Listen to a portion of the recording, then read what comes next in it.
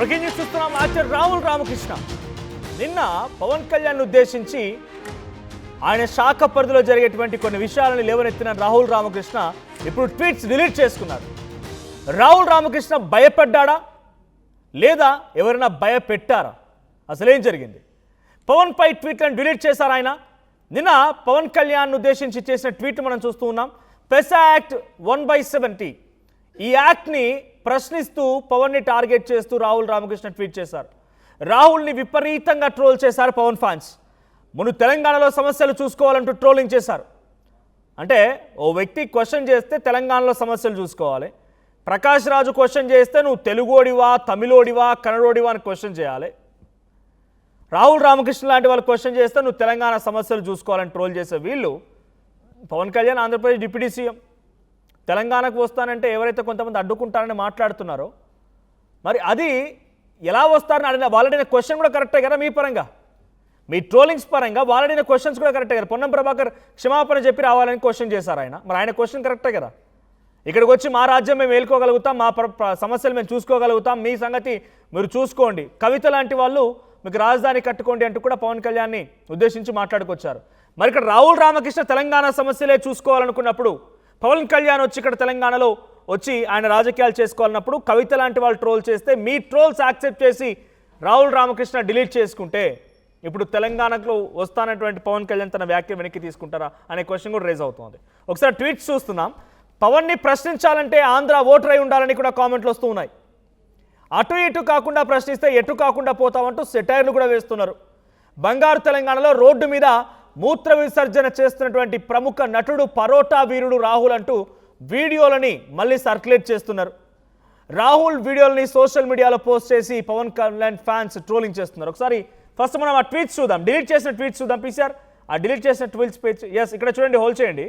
అక్కడ రాహుల్ రామకృష్ణ చేసిన ట్వీట్ ఏంటి? Pawan Kalyan please ask and show for results for implementation of them.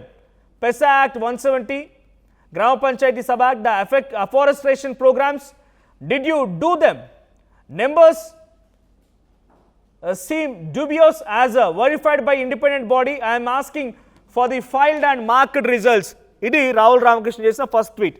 మీ శాఖ పరిధిలో పెసా యాక్ట్ అమలవుతుందా అని. తర్వాత apart from your usual bravado have you implemented section 4(1) of B of proactive disclosure of the right to information act. మీ శాఖ పరిధిలో right to information act అమలవుతుందా అని question చేసిన ఈ ట్వీట్స్ ఇప్పుడు లేవు. అవి 20 hours back and 19 hours back చేసిన ట్వీట్స్ ఇప్పుడు లేవు. లాస్ట్లో ఏముంది? నో డిస్రెస్పెక్ట్ మీన్ నన్ టేకెన్, అందరం బాగుండాలి, అందులో నేను ఉండాలి. ఇది రాహుల్ రామకృష్ణ ఇప్పుడు మళ్ళీ చేసిన ట్వీట్ 11 hours బ్యాక్. ఆ మధ్యలో ట్వీట్స్ అన్నీ కూడా ఎగిరిపోయాయి, డిలీట్ అయిపోయాయి. ఇక ఆయన పైన వచ్చిన ట్రోలింగ్ చూద్దాం ఒకసారి. ఆయనపై వచ్చిన ట్రోలింగ్ ప్లే చేయండి. ఆ ట్రోలింగ్లో ఒకసారి హోల్డ్ చేయండి పీసీఆర్. ఎవరో జేఎస్పీ నరేష్ అంట, ఫుల్గా ప్లే చేయండి మళ్ళీ. సో జేఎస్పీ నరేష్ అంట, ఆయన ఏం పెట్టారు చూడండి. బంగారు తెలంగాణలో రోడ్డు మీద మూత్ర విసర్జన చేస్తున్న ప్రముఖ తెలంగాణ నటుడు పరోటా వీరుడు రాహుల్ రామకృష్ణ. సో ఆ తర్వాత ఇప్పుడు ప్రాసెస్ ఏంటి రాహుల్ భయ్య? పోసుకునే ముందు అనాలా, పోసుకునేటప్పుడు అనాలా, పోసుకున్న తర్వాత అనాలా, పోలీసులు పట్టుకుంటే అనాలా జై తెలంగాణ అని చెప్పి? మీకు జై తెలంగాణ అంటే అంత ఈజీగా, అంత ఫూలిష్, అంత జోక్ అనిపిస్తోందా? ఆ కామెంట్ చూడండి. అక్కడ లాస్ట్లో జై తెలంగాణ అని చెప్పి అనాలా, ఎప్పుడు అనాలని చెప్పి ఆయన మూత్ర విసర్జన చేస్తుంటే వీడియో పెట్టి కామెంట్ చేస్తున్నారు. జై తెలంగాణ అనేది అంత జోక్గా అనిపిస్తోందా మీకు? ఆయన ఎవరు కామెంట్ చేసింది? జేఎస్పీ నరేష్ అంట. జేఎస్పీ అంటే జనసేన పార్టీ, బహుశా పవన్ కళ్యాణ్ ఫోటోనే డీపీగా ఉంది. జేఎస్పీ నరేష్ ఎప్పుడు అనాలి జై తెలంగాణ అని చెప్పి కామెంట్ చేశారు. మరి జోక్గా అంటే ఇది రెచ్చగొట్ట అనిపించదా? రీజనల్ కాన్ఫ్లిక్ట్స్కి ఇది కారణం అవుతుంది ఇలాంటివి. సరే అనేది తప్పు చేశాడు. సరే ఇక్కడ కమింగ్ బ్యాక్ టు ఇక రాహుల్ రామకృష్ణ విషయానికి వద్దాం. రాహుల్ రామకృష్ణ వీడియో పోస్ట్ చేసి జై తెలంగాణ అని ఎప్పుడు అనాలన్నప్పుడు ఆయన కామెంట్ చేసిన వ్యక్తికి రిప్లై ఇస్తాడు లేదో చూడాలి. బట్ జై తెలంగాణ ఈజ్ అన్ ఎమోషన్, అదొక ఎమోషన్. ఈ పోసుకునేటప్పుడు అనాలా, పోసినప్పుడు అనాలనేది ఒకసారి తెలంగాణ ఉద్యమకారుల దగ్గరికి తెలంగాణ ఎవరైతే ప్రోయాక్టివ్గా తెలంగాణ వాదాన్ని ఎత్తుకొని ఉన్నారో, లేదు తెలంగాణ బిడ్డల్ని ఎవరైనా మమ్మల్ని అడిగినా మేము చెప్తాం జై తెలంగాణ ఎప్పుడు అనాలనేది. జై తెలంగాణ అని చెప్పి మీరు కామెంట్ చేశారు కదా. ఇటువంటి కామెంట్సే రీజనల్ కాన్ఫ్లిక్ట్స్కి దారితీస్తే ఇప్పుడు అంటారు ఇక మళ్ళీ ఎందుకు మీరు రానివ్వరు, ఎందుకు మీరు చేయాలంటే ఇందుకే ఈ కామెడీ చేసినందుకే రానివ్వరు, ఈ కామెడీ చేసినందుకే పరుగు పోతుందని చెప్పి ఆక్రోశంతో, ఆవేదనతో, ఆగ్రహంతో మాట్లాడుతున్నారు. మాట్లాడేటువంటి తెలంగాణ ఉద్యమకారులైనా, లేదు టీఆర్ఎస్ పార్టీ కవిత అయినా, కాంగ్రెస్ నుంచి పొన్నం ప్రభాకర్ అయినా ఇటువంటి జోక్గా చేసి తెలంగాణ ఎమోషన్ని దెబ్బతీసే ప్రయత్నం చేస్తున్నారు కాబట్టి ఈ రకంగా మాట్లాడుతున్నారు. Coming back to Rahul Ramakrishna. Rahul Ramakrishna పైన ఇంకో కామెంట్ ఏంటంటే, వాడు తాగుబోతాడు, తాగి కామెంట్స్ పెడతాడు, తాగి ఈ రకంగా వ్యవహరిస్తారని చెప్పి గతంలో అటు రేవంత్ రెడ్డి ఉద్దేశించి కూడా ఏదో కామెంట్ పెట్టినట్టుగా ఉన్నాడు. సో అప్పుడు కూడా ఇదే సేమ్ రెస్పాన్స్ వచ్చింది. సో రాహుల్ రామకృష్ణ గారు ఇఫ్ ఆల్ మీరు కనుక వీడియో చూస్తే మీపై వచ్చినటువంటి తాగుబోత్ అనే కామెంట్, ఈ మరకని మీరు చెరిపేయాలనుకుంటే మీరు సమాధానం చెప్పాల్సిందే. నిజంగానే మీరు తాగుబోతు అని ఒప్పుకుంటే అది మీ ఇష్టం, ఇక మీరు వదిలేస్తారా? కానీ మీరు దయచేసి ఇంకోసారి తెలంగాణ అనే పదాన్ని వాడకండి. ఎందుకంటే మీరు ఒక్కసారి విత్డ్రా చేసుకున్నారు. జై తెలంగాణ అని చెప్పి గర్వంగా చెప్పిన మీరు ఆ కామెంట్ల తర్వాత చూడండి, అక్కడ జై తెలంగాణ ఉంటుంది. ఒకసారి రాహుల్ రామకృష్ణ ప్లే చేయండి. రాహుల్ రామకృష్ణకి సంబంధించి ట్వీట్ ప్లే చేయండి పీసీఆర్. ఆయన ట్వీట్స్ చూస్తే దాంట్లో జై తెలంగాణ మెన్షన్ చేశారు ఆయన, రైట్? సో ఆయన ట్వీట్స్ ప్లే చేయండి. రాహుల్ రామకృష్ణ ట్వీట్స్ చూస్తే దాంట్లో జై తెలంగాణ అనేటువంటి కామెంట్ ఉంటుంది. ఆ జై తెలంగాణ అనే కామెంట్ని మీరు వాడినందుకు చూడండి, అక్కడ jai Telangana I'm asking for second tweet 20 hours ago jai Telangana mention చేశారు. సో మీరు మెన్షన్ చేసినప్పుడు you are proud to be Telangana and తెలంగాణను మెన్షన్ చేసినప్పుడు మీరు అటువంటి కామెంట్స్కి సమాధానం చెప్పాల్సిందే. ఎందుకు డిలీట్ చేసుకున్నారు? Why do you withdraw your tweets?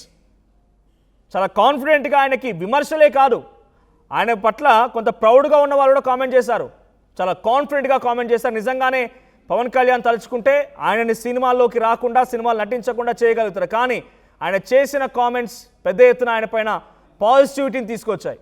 Rahul Ramakrishna you are such a proud person అంటూ కూడా చాలామంది కామెంట్స్ చేసిన వాళ్ళు కూడా ఉన్నారు. నేను ఆ కామెంట్స్ కూడా చూశాను. కానీ ఇప్పుడు డిలీట్ చేసుకున్నాడు. ఆయన మీద ట్రోలింగ్స్ ఒకసారి చూద్దాం ఏ రకంగా ట్రోలింగ్ చేశారనేది.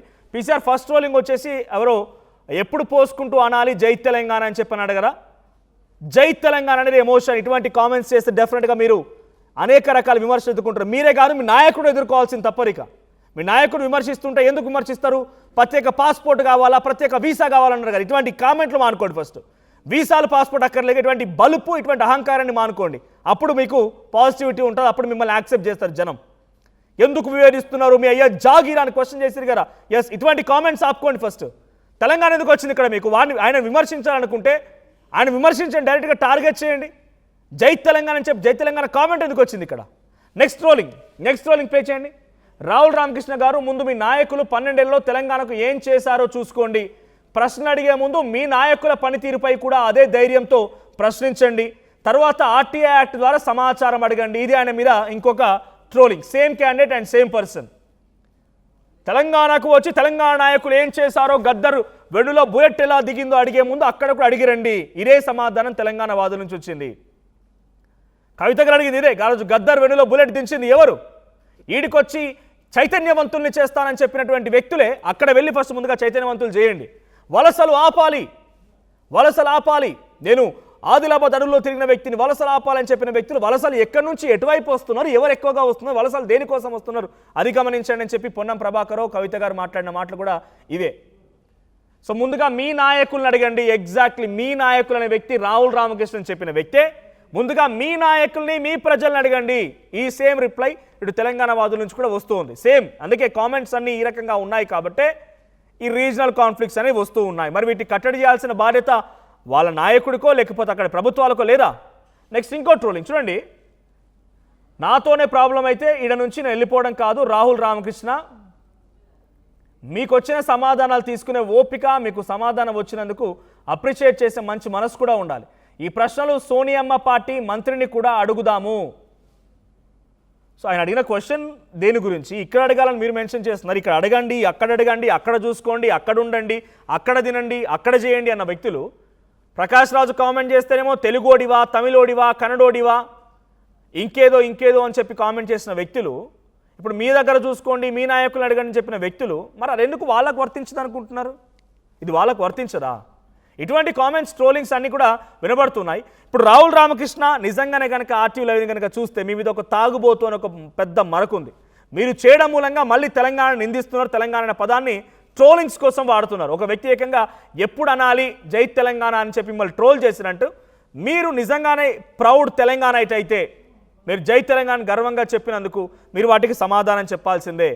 రాహుల్ రామకృష్ణ నిజంగా తాగుబోతు అయితే, మీరు నిజంగా తాగుబోతు అయితే మీరు సమాధానం చెప్పాల్సిన అవసరం లేదు. లేదంటే తాగుబోతు కాదు నేను కూడా ప్రశ్నించే పౌరుడినే, ఈ సమాజంలో నేను కూడా ఒక్కడిని అనుకున్నప్పుడు ఈ ట్రోలింగ్స్ పైన డెఫినెట్గా రియాక్ట్ అవ్వాల్సిందే. అట్ ది సేమ్ టైం ఎందుకు డిలీట్ చేశారో కూడా చెప్పాల్సిందే. భయపడ్డారా, బెదిరించారా?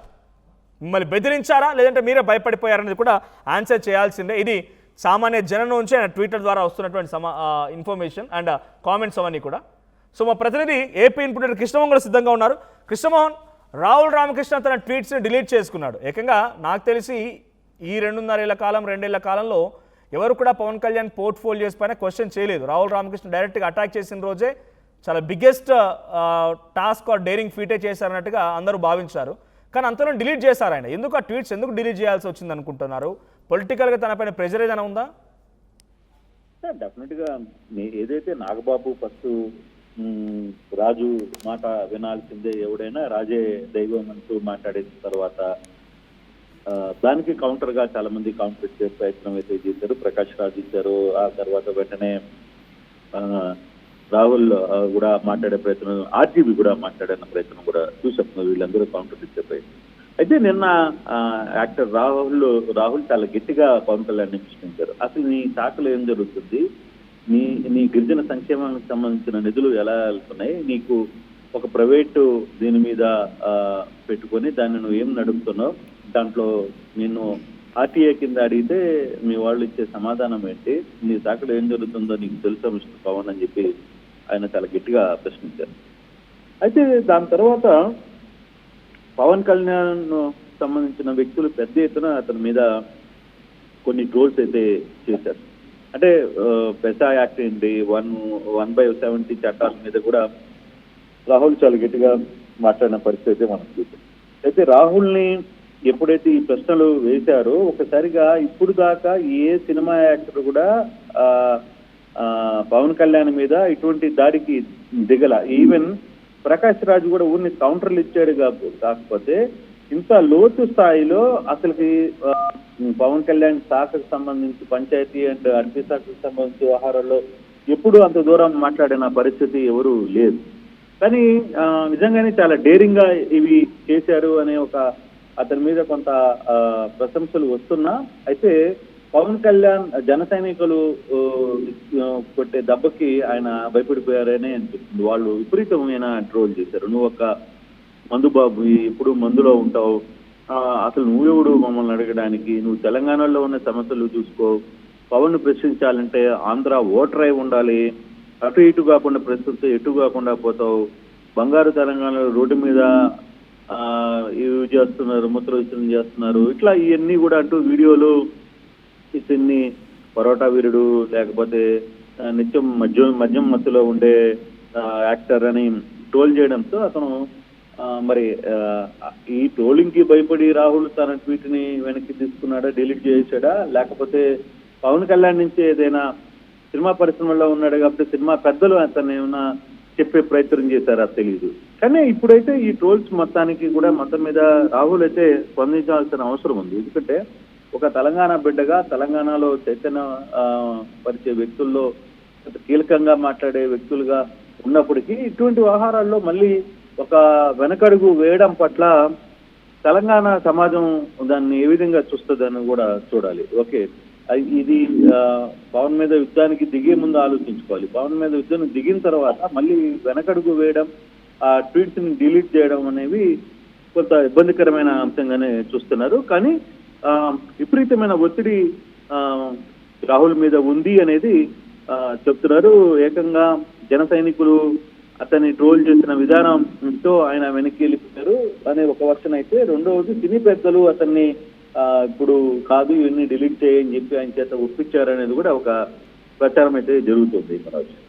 రైట్. సో ఇప్పుడు డైరెక్ట్గా ఏమైనా యాక్షన్ తీసుకునే అవకాశం ఉందా? అంటే గతంలో కూడా ఇటువంటి మాదిరిగా ట్రోల్ చేసిన వాళ్ళని, క్వశ్చన్ చేసిన వాళ్ళని ఒకరిద్దరి మీద కేసులు నమోదైనట్టుగా చర్చ జరిగింది. ఇప్పుడు రాహుల్ రామకృష్ణ అదే రకంగా బెదిరించారనుకోవాలా? ఆ రకంగా నేను భయపడిపోయాడు. బేసిక్ గా ఒకటి మనోజ్, ఇప్పుడు ప్రతి చిన్న ట్విట్టర్ కో లేకపోతే చిన్న కామెంట్ కో ఇటీవల సోషల్ మీడియాలో చాలా ఇష్యూస్ నడుస్తున్నాయి. దానికి 100 మంది మాట్లాడుతుంటారు, 100 మంది రెస్పాండ్ అవుతుంటారు. ఇష్టమైతే దాన్ని చూడాలి, లేకపోతే నువ్వు అసలు సోషల్ మీడియాని బంద్ చేసుకుని కూర్చోవాలి. అంతేగాని సోషల్ మీడియాలో నువ్వు ఎంట్రీ అయిన తర్వాత దాని తర్వాత వచ్చే వార్తలకి అధికారం ఉంది కదా, నేను కేసులు ఈ రోజు పెట్టుకుంటా పోతే రేపు అధికారంలో లేనప్పుడు అవతలాడు కూడా ఇదే ఆయుధాన్ని వాడతాడు కదా, కేసెస్ అనేదో లేకపోతే కంప్లైంట్ అనేదో లేకపోతే అరెస్ట్ చేయడం అనేదో.